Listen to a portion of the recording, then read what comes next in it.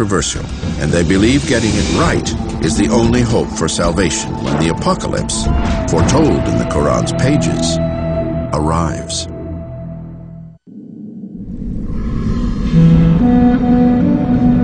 Chapter 81, verse 1. When the sun is folded up, and the stars lose their light, and when the mountains are made to vanish, and when the seas boil over, and the souls are sorted out, when the heaven is unveiled, and when the blazing fire is kindled to fierce heat, then shall each soul know what it has put forward.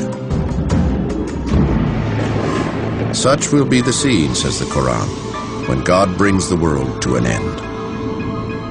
While the Quran may be a mysterious and complicated scripture to interpret, at least one of its messages is undeniably clear.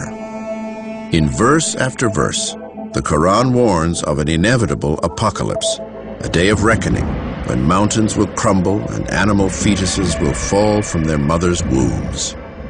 What the Quran is very emphatic and explicit about is that the world will end, and it will be a cataclysmic eruption of the natural order. Like the biblical apocalypse described in the book of Revelation, the Quran repeatedly proclaims that humanity will be forced to atone for its actions on earth. The Quran is not shy about explaining the explicit punishments that people will suffer in hellfire. The depictions of heaven and hell are some of the most striking passages in the Quran.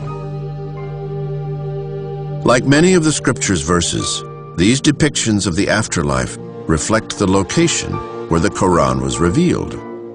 The imagery of heaven and hell